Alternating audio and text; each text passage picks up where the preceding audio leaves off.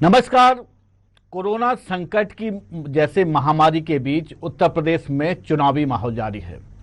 पंचायत चुनाव में नेताओं से लेकर आम कार्यकर्ता तक वोट के लिए इधर उधर दौड़ रहा है। कोई सुरक्षा नहीं है, कोई मास्क नहीं है, कोई एहतियात नहीं बरत रहा है। केवल चुनाव हो रहे हैं, जनप्रतिनिधि हो या बड़े नेता, सभी को लगा है कि उनके जो अधिकृत प्रत्याशी हैं वो जीतकर जिला पंचायत की सरकार में पहुंचे और उनका रुतबा कायम रहे। हम उत्तर प्रदेश की इस बात को लेकर आज आपसे चर्चा करने वाले हैं, लेकिन हम इस पहले आपसे ये बता दें कि उत्तर प्रदेश ही नहीं, पूरे देश में कोरोना का संक्रमण जारी है।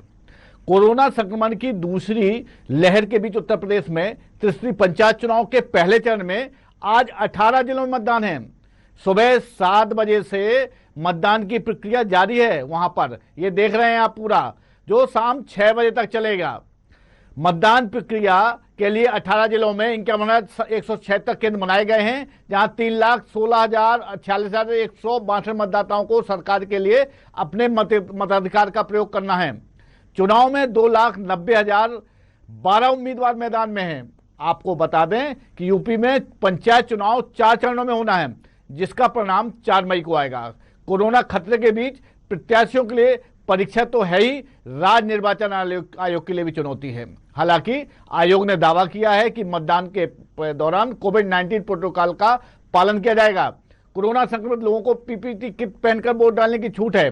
तो ये सारी चीजें कवायद वहां पर चल रहा है, और ये जिस तरह से वहां पे आप देख रहे, लंबी लंबी लाइन देख रहे हैं, वहां पर कुछ ही लोग एक के लोग जो मास्क लगाए हुए हैं, बकाया कहीं पर भी मास्क का नहीं लगाए प्रयोग किया जा रहा है। तो पूरी तरह से कोरोना का जो संक्रमण है उस पर चुनावी राजनीति हावी है।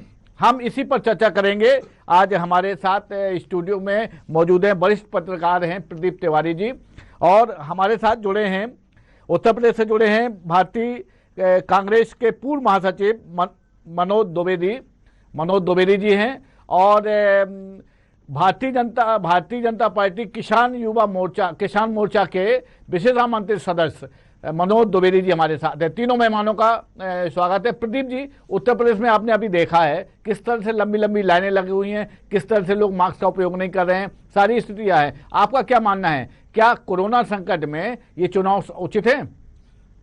अनूप जी, आप देखें तो ये चुनाव का समय वास्तव में नहीं है। जिस तरह से कोरोना की महामारी पूरे देश में फैल रही है, आप देखेंगे बंगाल हो, महाराष्ट्र हो, मध्य प्रदेश हो, छत्तीसगढ़ हो, तो इन सब जगहों में उत्तर प्रदेश में तो और ज़्यादा। अभी देखेंगे इलाहाबाद में 1500 केस निकले, कम से कम 2400 केस बनारस में निकले हैं, और 3,500-4 हज़ार केसेज अभी लखनऊ में निकले। ये रिसेंट की खबर है, 2 या 3 दिन पहले की खबर मैं बता रहा हूँ आपको, और ये दिन प्रतिदिन इजाफा हो रहा है इसमें। तो मुझे लगता है कि अभी जो परिस्थिति, आपने स्कूल बंद कर दी, आप कॉलेज बंद कर दिए, आप लॉकडाउन करने जा रहे हैं हर जिलों में, आप आम आदमी को निकलने नहीं दे रहे हैं, और दूसरी तरफ आप सरकार जो है इस पर चेत नहीं रही है कि वो चुनाव करने का अभियान जारी कर दिया है। आप देखेंगे बंगाल में चुनाव हुआ, दमोह मध्य प्रदेश में दमोह में चुनाव हो रहे हैं, वहाँ कोरोना नहीं है क्या? वहाँ की स्थितियाँ कौन देखेगा? और मुझे लगता है कि अब ये जो संक्रमण फैलेगा, आप सोशल डिस्टेंसिंग की बात कर रहे हैं, आप देख रहे हैं अपने चैनल में ही, आप देखिए कि कैसी भीड़ उमड़ रही है, और जरा सा भी कोई पालन नहीं कर रहा है। बहुत कम लोग मास्क लगाए दिख रहे हैं, और सोशल डिस्टेंसिंग तो बिल्कुल ही नहीं है, एकदम सट के लोग खड़े हैं। और आप देखेंगे ग्राम पंचायत या जिला पंचायत के चुनाव में हमेशा एक पूरे परिवार के सदस्यों को इकट्ठा करके जो वहाँ के जनप्रतिनिधि होते हैं, और इकट्ठा ट्रैक्टर से, ऑटो से, और इकट्ठा करके लोगों को ले जाते हैं, और मतदान केंद्र तक पहुंचाकर उनको वोट मताधिकार करने का प्रलोभन देते हैं। तो मुझे लगता है कि कैसे कोई बच पाएगा इस महामारी से। और इस महामारी को देखते हुए सरकार को ये चिंता करनी चाहिए। जहां सरकार एक तरफ कह रही है कि आप मास्क लगाइए, सोशल डिस्टेंसिंग करिए, कोविड का इंजेक्शन लगवाइए, तो वैक्सीन लगवाइए, तो मुझे लगता है कि जब इन सब चीज़ों का आप प्रचार प्रसार कर रहे हो, वहीं दूसरी तरफ इसका पालन नहीं करा रहे हो, चुनाव करा रहे हो, आप महामारी फैलाने की व्यवस्था आप ही कर रहे हो, तो ये तो पूरे देश में ये विसंगति के भाव है। दो तरह की बातें हो रही। सरकार या तो प्रयास नहीं करना चाहती या तो दिखावा कर रही है। बिल्कुल बिल्कुल। मनोज द्विवेदी जी हमारे साथ जुड़े हुए हैं, कांग्रेस भारतीय किसान मोर्चे के विशेष कार्य समिति सदस्य। मनोज जी, सरकार आपकी पार्टी की है उत्तर प्रदेश में, जो प्रोटोकॉल है कोविड का वो पालन नहीं किया जा रहा है। आपके मुख्यमंत्री खुद पॉजिटिव हो पाए गए हैं और इसके बावजूद भी लक्षण है उनको और वो कह रहे हैं कि भाई पालन करना चाहिए, लेकिन उन्होंने खुद पालन नहीं किया। पश्चिम बंगाल जाते हैं, आसाम चुनाव प्रचार करने जा रहे हैं, तो ये इस तरह से कैसे कोरोना को आप रोक पाओगे वहां पे? हेलो जी मनोज जी, सुन रहे हैं मुझे? जी, मैं आवाज सुन रहा हूँ आपकी। जी बताइए। मेरा सवाल ये है कि आपके मुख्यमंत्री खुद पॉजिटिव हो गए हैं, ठीक है?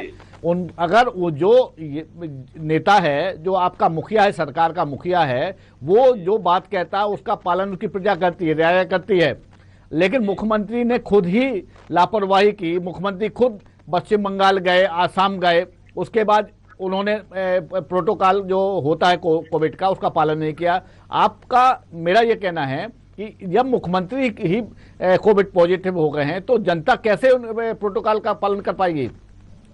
देखिए, मैं आपको बताना चाहता हूँ। जी हेलो जी जी, सुन रहा हूँ।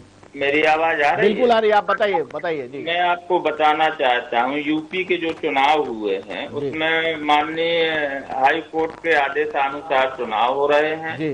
हाई कोर्ट के आदेश से जो है, हाई कोर्ट ने कहा था कि 2 मई तक आप चुनाव जो है पंचायत के चुनाव पूरे करा लीजिए। तो उसी के आदेशानुसार ये चुनाव की प्रक्रिया चल रही है। और दूसरी चीज, जो हमारे माननीय मुख्यमंत्री जी हैं, वो जो आप आसाम की बात कर रहे हैं, पश्चिम बंगाल की बात कर रहे हैं जी। तो यहाँ पे जो है चुनाव संस्था एक स्वतंत्र संस्था है, उसके द्वारा वहाँ का चुनाव हो रहा है। वो मेरे पार्टी के स्टार प्रचारक हैं जी। इसी के द्वारा वो जो है सब जगह गए हैं चुनाव में। मनोज जी, मैं चुनाव नहीं कराने के पक्ष में नहीं हूँ। हाई कोर्ट की जो प्रक्रिया है माननीय सुप्रीम हाई कोर्ट की, वो उसका पालन, हम भी उसका आदर करते हैं। मेरा सवाल ये है कि कोविड की जो प्रोटोकॉल है उसका अनुसरण नहीं हो रहा है उत्तर प्रदेश में। आप अभी देख रहे हैं, विजुअल में आपने देखा होगा, टेलीविजन से स्क्रीन पे देखिए, लंबी लंबी लाइनें, कहीं कोविड मास्क नहीं है। भाई अगर आप चुनाव का प्रोटोकॉल जो होता है कोविड का, उसका तो पालन किया जाना चाहिए। ये माननीय मुख्यमंत्री जी जो आपके हैं, उनको ये दिशा निर्देश देना चाहिए प्रशासनिक अधिकारियों को, या आपका राज्य निर्वाचन आयोग उस पर तो मॉनिटरिंग कर ही रहा होगा। लेकिन सवाल ये है कि जनता अगर ये समझ रही है कि उनका मुख्यमंत्री ही बड़ी बड़ी सभाओं में जा रहे हैं और वो उनके साथ कोविड प्रोटोकॉल का पालन नहीं हो रहा, तो वो क्यों करने वाली है? नहीं, वो भी प्रोटोकॉल का पालन कर रहे हैं। जनता भी, उन्होंने सारे डीएमओ को आदेश कर दिया गया है कि जहाँ पे जैसी स्थिति हो, आप 144 धारा लागू करना चाहते हैं तो आप 144 धारा लागू करिए, और जहाँ जैसी स्थिति हो, जैसे उससे निपटना चाहे वैसे आप वहाँ से निपटिए। चलिए, मनोज तिवारी जी कांग्रेस के नेता हैं, पूर्व महासचिव हैं उत्तर प्रदेश कांग्रेस के। मनोज जी, आप मुझे सुन पा रहे हैं? आप? जी नमस्कार। नमस्कार मनोज जी, सवाल मेरा ये है, आप विपक्ष में हैं, काफी लंबे समय से आप सत्ता में नहीं हैं, लगातार विपक्ष में बैठे हुए हैं। कोविड की जो स्थिति है आपके उत्तर प्रदेश में, उसको लेकर आप भी देख रहे होंगे, हर रोज कितनी मौतें हो रही हैं, कितने लोग अस्पतालों में जा रहे हैं, वहां का जो हाल चाल है, अस्पतालों का हाल है, उससे भी आप रूबरू हैं। तो क्या आप विपक्ष में बैठे हैं, ये सरकार को सचेत नहीं करना चाहिए आपको कि आप जो इलेक्शंस हो रहे हैं आपके पंचायती राज के, उसमें कम से कम कोविड प्रोटोकॉल का सही ढंग से पालन किया जाए? नहीं, आप बिल्कुल सही बोल रहे हैं। इस समय कोविड जो प्रोटोकॉल है उसका पालन नहीं हो रहा है। नामांकन से लेके अभी तक जी इस तरह से चुनाव प्रक्रिया चल रही है, उससे ये जो सेकंड वेव शुरू हुई थी, इसके लिए बहुत खतरा है। अब उत्तर प्रदेश की राजधानी में देख लीजिए कि कितना बुरा हाल है, लोगों को बेड नहीं मिल पा रहे हैं। लोगों ने अपने स्वयं से निर्णय लेके बाजार बंद किए हैं, और यहाँ पे नामांकन से लेके प्रचार तक लोगों की भारी भीड़ है।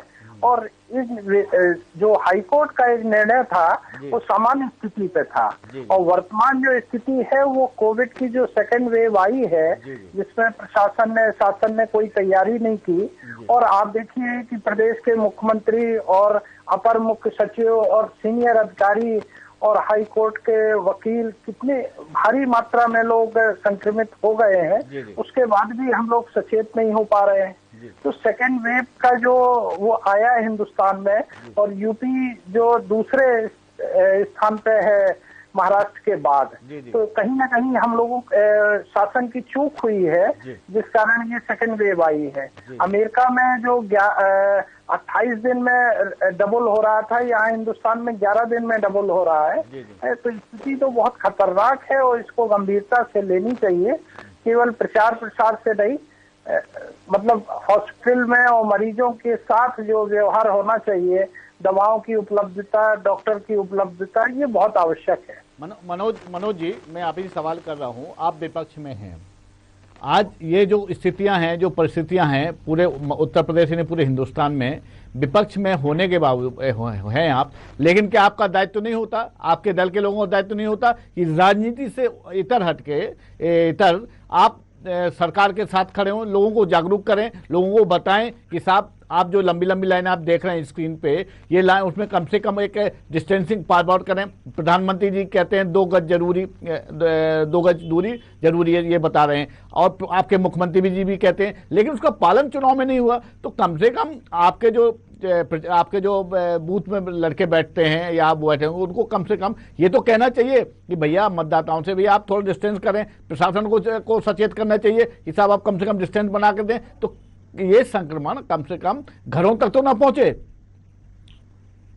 इसके लिए जरूरी था जो ये दौर दूसरा वेव जो आई है, इसके बाद इसमें सरकार को निर्णय लेना चाहिए। हाईकोर्ट का बहाना एक नहीं चलना चाहिए था। लखनऊ से लेकर जिलों तक स्थिति बहुत खराब है, और इसमें सरकार की कोई भी नीति बनती है इसके बारे में, उसमें हम लोग सहयोग करते हैं, लेकिन कहीं ना कहीं निर्णय लेना होगा कि ये जो शुरुआत हुई है सेकेंड वेव की, वो ज्यादा खतरनाक है, और इसको रोकने के लिए शासन को अपनी नीति बनानी चाहिए। अगर कोई नीति बनाई होती तो ये दूसरी वेव इतनी खतरनाक यहाँ नहीं आती। मनोज तिवारी का कहना है कि सरकार इस मामले में लापरवाह है, आपका क्या मानना है? नहीं, लापरवाही नहीं है, और इसमें जो है सरकार के साथ साथ हमारी आपकी भी जिम्मेवारी बनती है। इसमें सरकार का सहयोग करना चाहिए। और वो तो कह रहे हैं कि हम सहयोग करने को तैयार हैं, एक रणनीति बनानी चाहिए। आप लोग बैठ के एक रणनीति बनाते हो फिर बताते, तो वो सहयोग करने को तैयार तो है कांग्रेस के प्रवक्ता जी, महासचिव जी। मैं आपसे ही पूछा मनोज द्विवेदी जी। हाँ मतलब जी बताए ना आप।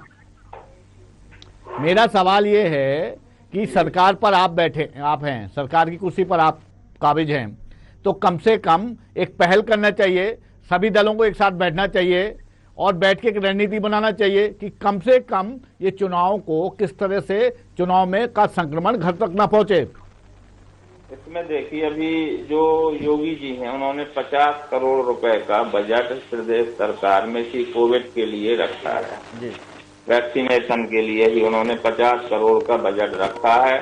अभी 10 करोड़ जो है टीके लग चुके हैं। मनोज जी आप 50 करोड़ भी कम पड़ जाएंगे अगर संक्रमण इस तरह बढ़ता गया, जिस तरह से प्रोटोकॉल का उल्लंघन हो रहा है, जो आवश्यक चीजें हैं, ये लंबी लंबी लाइनें देख रहे हैं आप, ये अगर संक्रमित हुए और गांव तक पहुंचा, अभी तो बड़े शहरों में हैं, गांव में आपके प्रधानी के चुनाव हो रहे हैं, ब्लॉक के चुनाव हो रहे हैं, जिला पंचायत सदस्य चुनाव हो रहे हैं, ये सब गांव के चुनाव हैं। यहाँ अगर संक्रमण पहुंच गया तो फिर आपको मुश्किल पड़ जाएगी, सरकार को मुश्किल पड़ जाएगी इसको कंट्रोल करने में। ये प्रधानमंत्री जी भी कह चुके हैं ऐसा कि गाँव से बचाना है, शहरों में बचाना है, और इस तरह से कम पहल तो करनी चाहिए। आपका 50 करोड़ का जो बजट है ये नाकाफी हो जाएगा। जी मनोज जी चलिए। मनोज तिवारी जी, आप मनोज द्विवेदी जी को सुन रहे होंगे, उनका ये कहना है कि 50 करोड़ सरकार बहुत सजग है, 50 करोड़ का उन्होंने बजट रख दिया है आपके लिए, तो कोरोना से निपटने के लिए वैक्सीन लगाई जा रही हैं। लेकिन मेरा सवाल ये है कि इस तरह की जो परिस्थितियां आप देख रहे हैं, जो आपके यहाँ चुनाव हो रहे हैं, उससे अगर घरों में पहुंच जाएगा तो फिर कैसे निपटा जा सकता है? ये जो संकट है, अभी तक ये संकट था कि शहरों पर सीमित था। अब आप जो ग्रामीण क्षेत्र में चुनाव हो रहे हैं, पंचायत चुनाव, इससे हम इस संक्रमण को गांव तक पहुंचने की स्थिति ला दी है। और 50 करोड़ रुपए की बात नहीं है, मरीजों को बेड उपलब्ध है कि नहीं है, दवा उपलब्ध है कि नहीं, ये महत्वपूर्ण है। 50 करोड़ स्वीकृत किया है या 100 करोड़ स्वीकृत किया है। अगर दवा उपलब्ध नहीं है तो संकट इस चीज का है। लखनऊ में बेड उपलब्ध नहीं है, संकट इस चीज का है। मरीज बाहर बरांडों में घूम रहे हैं, एम्बुलेंस में इलाज करा रहे हैं, संकट इस चीज का है। 50 करोड़ रुपए की उपलब्धता कराना या स्वीकृत कराना इसकी बात नहीं है। अब 22,000 यूपी का आंकड़ा हो गया है कि 22,000 केस आने लगे हैं 20,000 के पास। तो वो दवाएं उपलब्ध होना चाहिए, बेड उपलब्ध होना चाहिए, जो सरकार उपलब्ध नहीं करा पाई है। ये सरकार की बहुत ही एक, आप ये मानेंगे कि इस मामले में फेल हुई है। सेकेंड वेव में वो समुचित संसाधन उपलब्ध नहीं करा पाए हैं और मरीजों को छोड़ दिया है इनने। और ये बंगाल और आसाम के चुनाव में घूमते रहे हैं, इनने शासन में कोई ध्यान नहीं दिया। और आज ये स्थिति आ गई है कि उत्तर प्रदेश का जो लोग हैं शासन की तरफ देख रहे हैं और मुख्यमंत्री बंगाल और आसाम घूम रहे हैं। मनोज द्विवेदी जी, आप मुझे सुन पा रहे हैं?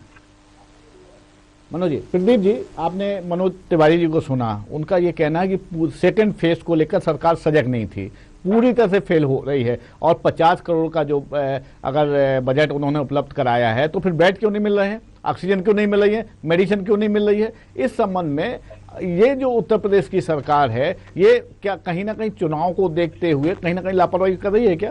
अनूप जी, आप ऐसे देखें तो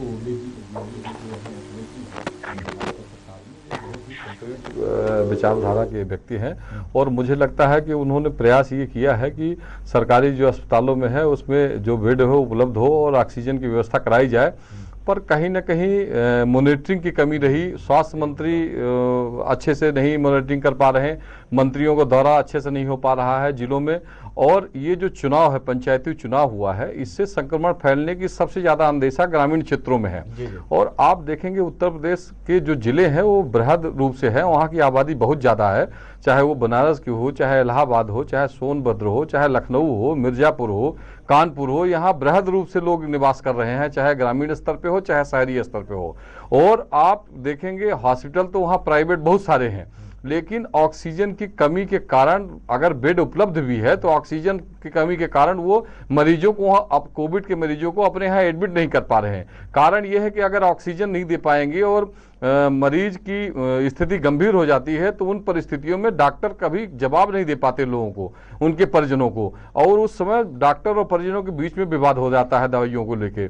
तो इन सब चीज़ों को देख रेख करने के लिए हर क्षेत्र में एक कोऑर्डिनेशन कमेटी बनानी पड़ेगी सरकार को, और सरकार को ठोस कदम उठाने पड़ेंगे कि उसका जो निर्णय हो उसका पालन हो वहाँ, और जो अधिकारी हों उसको क्रियान्वयन कराएं क्षेत्र में। और सोशल डिस्टेंसिंग की पालन, अभी जो चुनाव हो रहा है उसमें सबसे ज़्यादा जरूरी मास्क और सोशल डिस्टेंसिंग है। आप देख लें किसी भी बूथ में सैनिटाइजर उपलब्ध नहीं है, कोई भी व्यक्ति वोट डालकर आ रहा है तो सैनिटाइज नहीं हो रहा है। आप देखेंगे तो मास्क बहुत कम लोग लगाए हैं, अवेयरनेस लोगों में है ही नहीं। अगर लोग चाहते भी हैं तो टॉवेल लगा ले रहे हैं, गंदे कपड़े की यूज कर रहे हैं, उससे कोविड से वो बचने वाले नहीं हैं। मेरा ये मानना है कि सरकार को जिला स्तर पे एक कोऑर्डिनेशन कमेटी गठित करे, जो कलेक्टर और निर्वाचित पदाधिकारी उसमें जुड़े हों, चाहे वो विधायक हो चाहे सभासद हो, उन सब के कोऑर्डिनेशन के साथ, और वहाँ अवेयरनेस लोगों में लाए, लोगों को बताएं कि कोविड की महामारी बहुत खतरनाक है, इससे अगर निजात पाना है आपको तो इस कोविड का पालन आपको अनिवार्य रूप से करना पड़ेगा, तब जाके कहीं परिस्थितियों को संभालने में सक्षम हो पाएगी सरकार। और सरकारों को जो सरकारी अस्पताल हैं उनमें डॉक्टरों की, नर्सेस की और वहाँ जो अटेंडेंट हैं उनकी व्यवस्था सुदृढ़ करनी पड़ेगी। चूंकि आप देखेंगे बहुत सारे अस्पताल तो बना दिए गए हैं यूपी में और सरकारी अस्पतालों में है, लेकिन स्वास्थ्य पर वहाँ डॉक्टरों की कमी है, वहाँ स्वास्थ्य वर्कर की कमी है, जिससे वो मरीजों को अटेंड नहीं कर पा रहे हैं। अभी एक दो दिन की पहले की बात है, एक कोविड में एडमिट व्यक्ति को ले आने वाले व्यक्ति वहां नीचे नहीं मिलते हैं अगर उनके परिजन न हो। तो इन परिस्थितियों को ध्यान में रखकर सरकार को ठोस कदम उठाने की आवश्यकता है। बिल्कुल प्रदीप जी, निश्चित तौर पर लोकतंत्र की मजबूती के लिए चुनाव जरूरी है, लेकिन जिस तरह से चुनाव हो रहे हैं कोविड वायरस के काल में, उसमें प्रोटोकॉल का पालन करना बहुत आवश्यक है। अच्छा होता कि इस दिशा पर भी सरकारें ध्यान देती, चुनाव कराने वाले जो लोग हैं वो ध्यान देते, और जनप्रतिनिधि भी इस पे आगे आते, चाहे सत्ता पक्ष के हों या विपक्ष के हों, तो बेहतर होता। आज की चर्चा के लिए समय का अभाव इतना ही। तीनों मेहमानों का, मनोज द्विवेदी जी आपका, मनोज तिवारी जी आपका और प्रदीप तिवारी जी आपका बहुत बहुत धन्यवाद। नमस्कार।